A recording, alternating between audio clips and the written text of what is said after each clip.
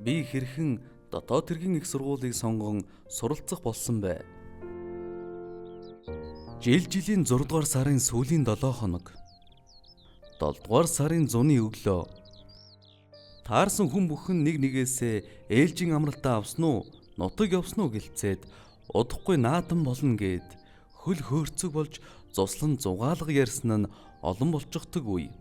Харин ахлах сургуулийн төгсөх ангийн сурагчидтай айлуудад эсэлтийн шалгалтаа тэнцээгүй тухай яриа өрнөд зарим айлын хувьд баяр хөөртэй, заримд нь цөөхөн оноо дутсан гэд урам зориггүй.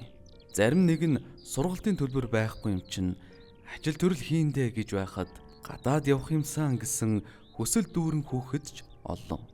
Энэ бүхэн зуны ихэнх сард ихэнх гэр бүл тохиодог амьдралын нэгэн өрнөл юм да. Бадарлын хүү охин хоёртой. Тэрбээр насаараа цагдаагийн байгууллагад жолоочоор ажиллаж, ахлагч цолтой цэргийн байнгын дэвтгүрт гарсан ахмад ажилтнуудын нэг. Цагдаагийн гавьяа тэмдгээ ингэр дээрэн зүүж, ахмадын баяр, цагдаагийн баяр гээд жилдээ 1-2 хон өмсдөх хувцаа хаяан гаргаж ирж хэсэг харснаа. Буцаага далд хийхэд эхнэр нь хайрлах, бахархах, өрөвдөх зэрэгцэн. Цэргийн байнгын дэвтгүртээ гараад цөөхөн жил болохдоо ажил мэргэжлээ ямагт үгийлж, гэмт хэрэг зөрчлийн талаар мэдээлэл сонсвол айман хэцүү юм болжээ.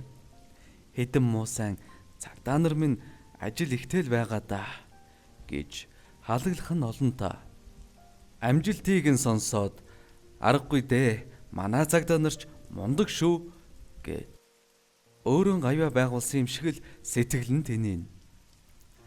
Харин мөрдөс нэгтээ нөхдөөс нь бурхны оронд очиход эви анд минь, дарга минь, тэр минь, энэ минь гэд санаа зовниж хямарна.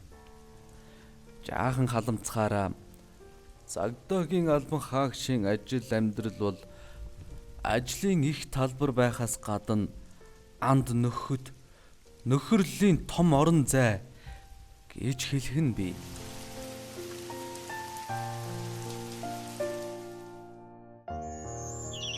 Бадрал ганц хүүгээ цагдаагийн албан хаагч болоосой гэж битүүхэн гордож энэ тухайгаа хүүдээ хаяагүй хэлдэг аж. Хань нурнаа нэгэн оёлын цехэд ажиллаж байгаад цар тахлын улмаас цехийнхэн үйл ажиллагаа зогссон ч одоо хуваараа дээл хувцас оёод хүүгээ хүний зэрэгтэй хүн болгочих юмсан гэд өдөр шөнөгүй нүдэ твхдэг шахам завгүй ажилдаг. Ойдол гэж дуусаж дундаршгүй их ажлынхаа дундуур ханы маань хүслэн биелж, хүүмэн цагдаагийн сургууль дэлсэн амжилттай суралцаж төгсөөд томилолт өвөртлөөд ирээсэ гэсэн хүслээ хүүдээ байнга л хэлнэ. Том хүү бэлэг жаргалан эцэг эхийнхээ энэ хүслийг мэдэх тул өөрөө ч бас аль хэдийн сонголтоо хийж эсэлтийн шалгалтаа бэлтгээд тун завгүй.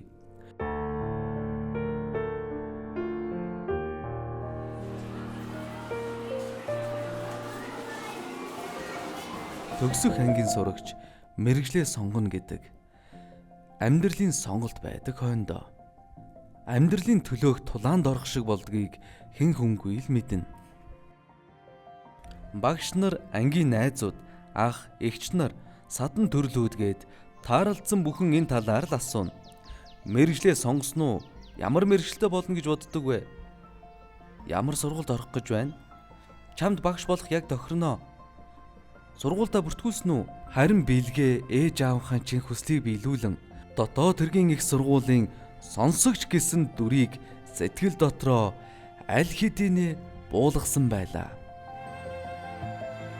Бэлгээ 2 жилийн өмнө сонголтоо хийсэн байсан тул дотоод хэргийн их сургуулийн захим хуудсанд 2021-ээс 2022 оны хичээлийн жилийн эсэлтийн журам батлагдлаа гэсэн мэдээлэл нийтлэгдэхийг тэсэн ядан хүлээж байлаа.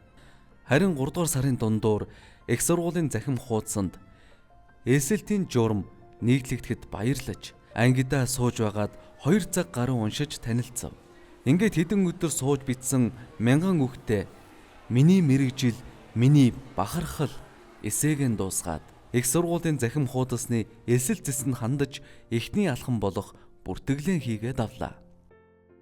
Ийхүү бүртгүүлээд эсэлтийн ерхий шалгалтын дүн гарсны дараа босго оноогоо давсан сурагчдад тэнцсэн талаар гар утсанд нь мэдээлэл ирнэ. Энэхүү мэдээлэл ирснээр төрийн тусгай албан хаагчдын эмнэлэгт эрүүл мэндийн үзлэгт хамрагдах аж, эрүүл мэндийн үзлэгт тэнцсэн элсэгчид, их сургуулийн байршилд ур чадвар, бие бэлдрийн шалгалт, сэтгэл зүйн сорилт хамрагдана. Тэнцснээр элсэн суралцах үүд нээгдэх юм. Бэлгээгийн нэгэн адил дотоод иргэн их сургуульд элсэн суралцна гэсэн зорилго өмнөө тавьсан мянган хүүхдүүд байгаа учраас шалгалтаа сайтар бэлтгэхгүй бол зөвхөн мөрөөдөлтөөгөө үлдэнэ гэдгээ ойлгож байлаа.